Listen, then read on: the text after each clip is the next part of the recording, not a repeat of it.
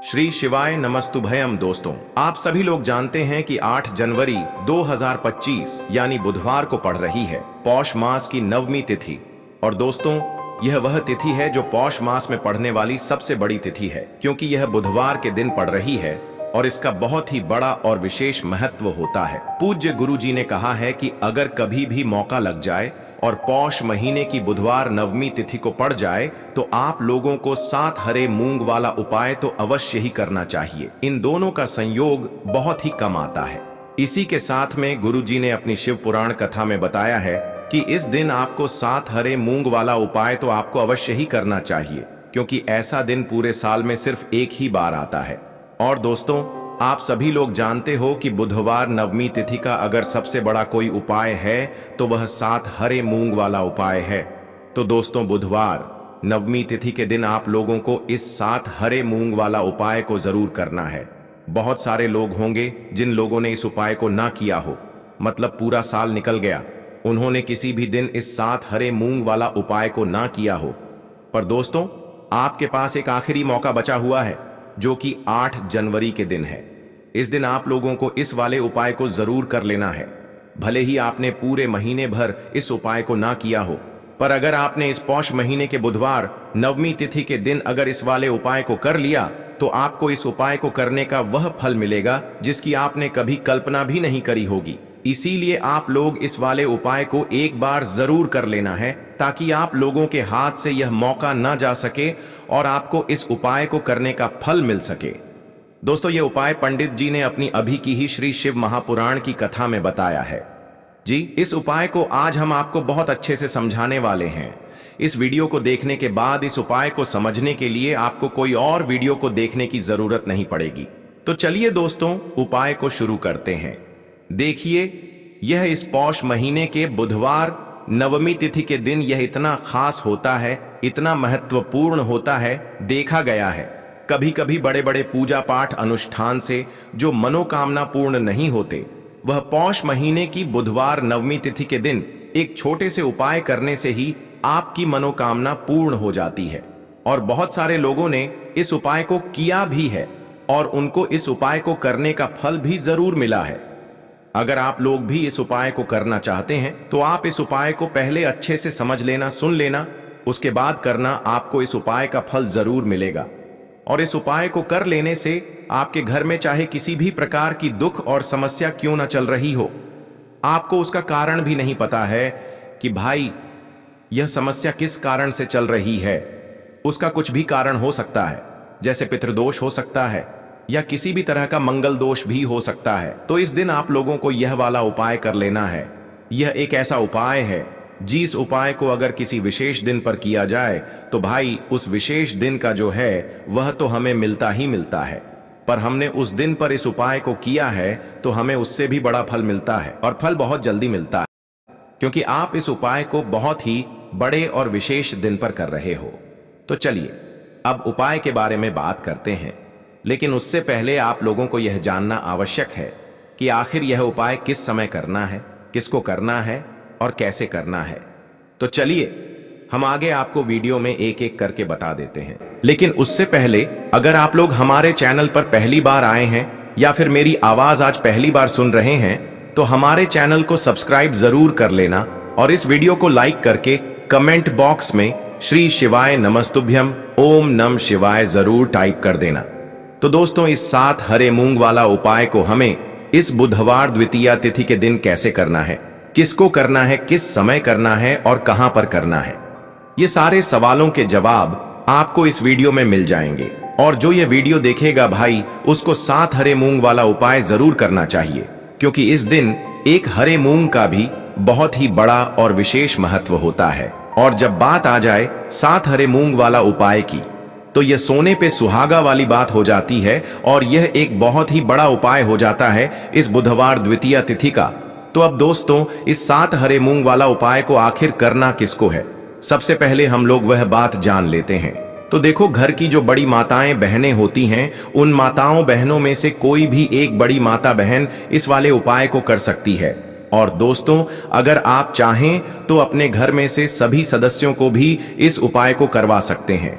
अगर किसी व्यक्ति की खुद की कोई मनोकामना है, खुद की कोई दुख और परेशानी है जो कि वह अपने लिए ही करना चाहता है, इस वाले उपाय को तो वह खुद अपने लिए भी कर सकता है। बाकी अगर कोई घर में से ऐसा है जो कि अपने पूरे घर परिवार की सुख और शांति के लिए यह वाला उपाय करना चाहता है, तो भाई वह भी कर सकता है, उसमें भी कोई दिक्कत वाली बात नहीं है। कहने का मतलब यह है कि इस उपाय को हर एक सदस्य भी कर सकता है और पूरे घर परिवार के सदस्य के लिए घर की बड़ी माताओं बहनों में से कोई एक माता बहन भी कर सकती है। माताएं बहनें अगर घर में उपस्थित ना हो या वह यह वाला उपाय ना कर पा रही हो, तो फिर घर का कोई बड़ा सदस्य भी इस 7 हरे मूंग वाला उपाय को कर सकता है, चाहे फिर वह पुरुष ही क्यों ना हो, उसमें कोई भी दिक्कत वाली बात नहीं है। उसके बाद में दोस्तों जो अगला प्रश्न निकल कर आता है वो यह आता है इस उपाय को लेकर कि आखिर इस उपाय को हमें किस समय करना है, सुबह के समय करना है कि शाम के समय करना है।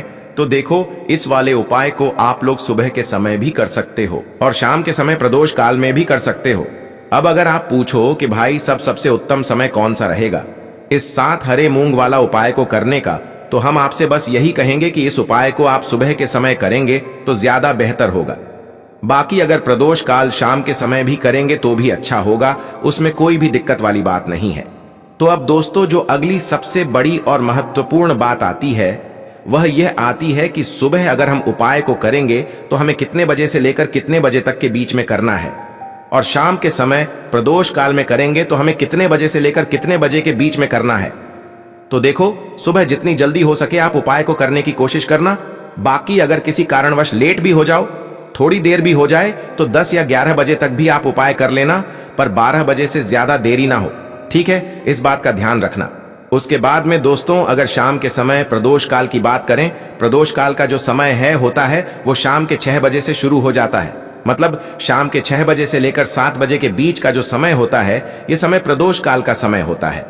तो आप इस उपाय को 7 या 8 बजे के बीच में भी कर सकते हो। मतलब शाम के 6 बजे से रात 8 बजे के बीच में आप कभी भी इस वाले उपाय को कर सकते हो, उसमें कोई भी दिक्कत वाली बात नहीं है।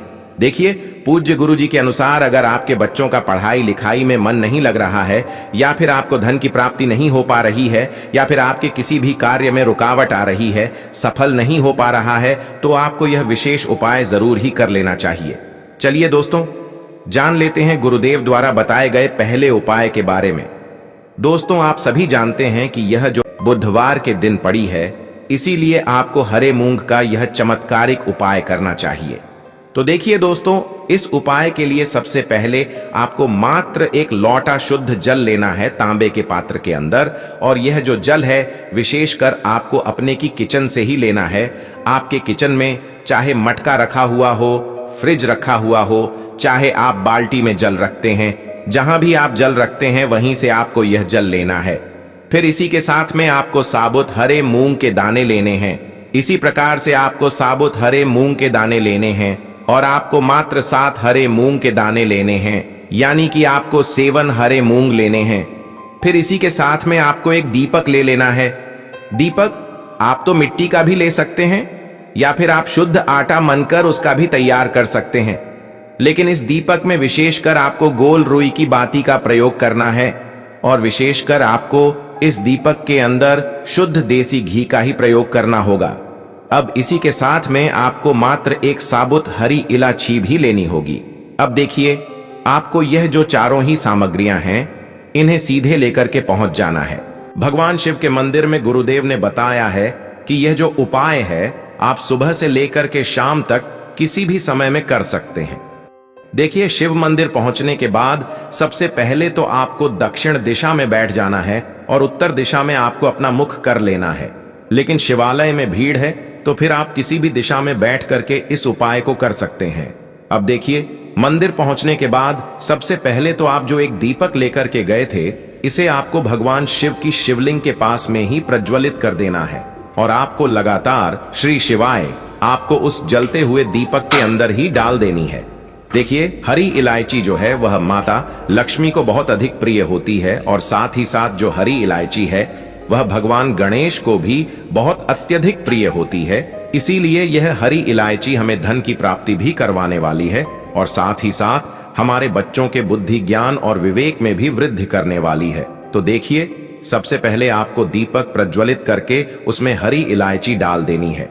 अब इसके बाद जो आप एक लोटा जल लेकर के आए हैं, इससे आपको धीरे धीरे भगवान शिव की शिवलिंग पर ही अर्पित कर देना होगा। श्री शिवाय नमस्तुभयम इस मंत्र का जाप करते हुए देखिए, जल आपको बिल्कुल धीरे धीरे अर्पित करना है और जल अर्पित करते समय आपको लगातार श्री शिवाय नमस्तुभयम इस मंत्र का जाप करते रहना है। अब देखिए दोस्तों, आपके पास जो 7 हरे मूंग थे, उनमें से आपको 3 हरे मूंग अपने सिद्धत में लेना है और इन्हें आपको एक एक करके शिवलिंग पर, जहां श्री गणेश जी का स्थान होता है, वहां पर आपको समर्पित कर देना है। यानी कि आपको एक हरा मूंग समर्पित करना है और आपको ओम गण गणपते नमः इस मंत्र का जाप करना है। इस प्रकार से आपको 3 हरे मूंग के दान एक एक करके ओम गण गणपते नमः इस मंत्र का जाप करते हुए शिवलिंग पर श्री गणेश जी वाले स्थान पर ही समर्पित कर देना है।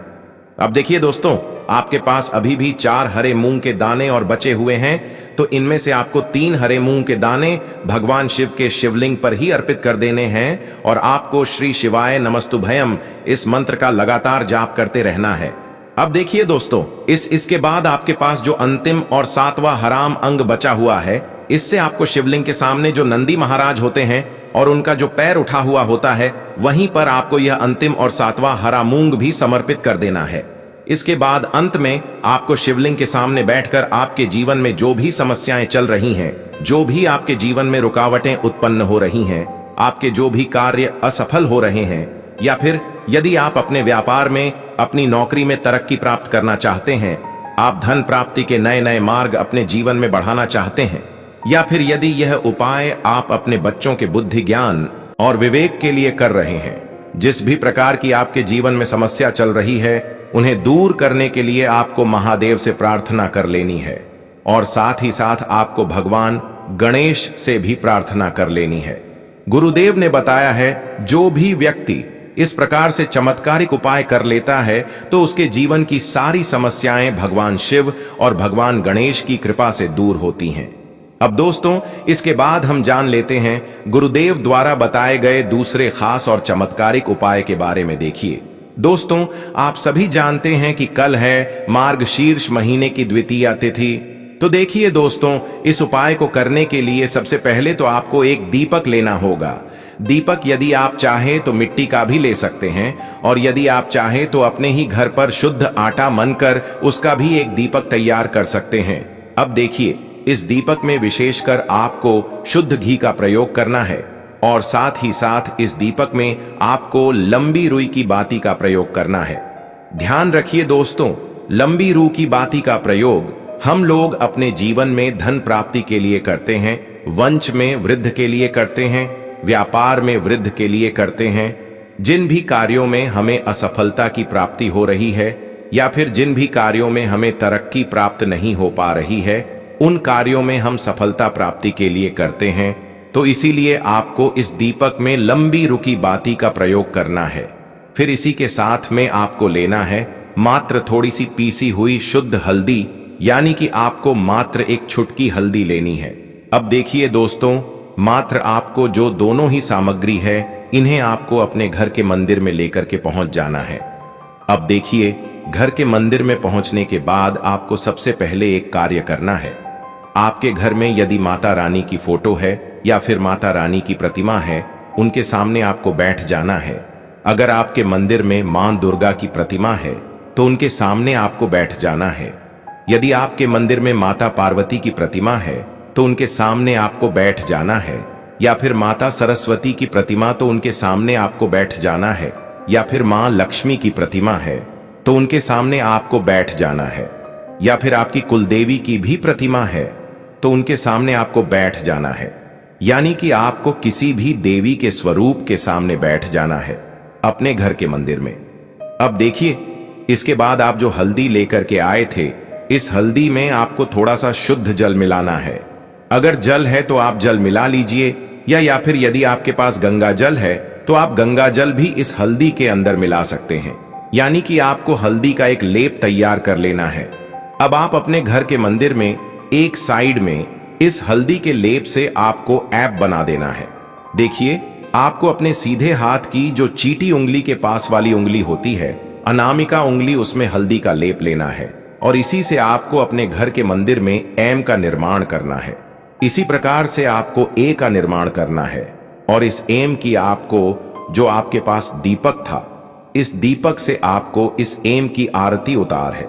यदि आपको माता रानी की आरती आती है तो इस मम की आरती उतारते हुए आपको माता रानी की आरती का गान करना है। अगर आपको माता रानी की आरती नहीं आती है तो फिर आपको ओम एम रिम क्लिम चामुंडाय बच इस मंत्र का कम से कम 11 बार जाप कर लेना है और आपको इस एम की आरती उतार लेनी है। पूज्य गुरुदेव ने बताया है कि जो भी व्यक्ति 1 जनवरी 2025 मार्ग शीर्ष महीने की बुधवार द्वितीया तिथि में इस प्रकार से यह चमत्कारिक उपाय अपने घर के मंदिर में कर लेता है तो उसके जीवन के जो सारे संकट हैं वह समाप्त होते हैं, घर की जो नकारात्मक ऊर्जा है वह समाप्त होती है। तो दोस्तों, यह थे पूज्य गुरुजी द्वारा बताए गए कुछ बहुत ही खास उपाय। अगर आपको जानकारी अच्छी लगी हो तो वीडियो लाइक करिएगा। मिलते हैं फिर एक नए वीडियो के साथ। श्री शिवाय नमस्तुभयम। क्या है कंट्री डिलाइट का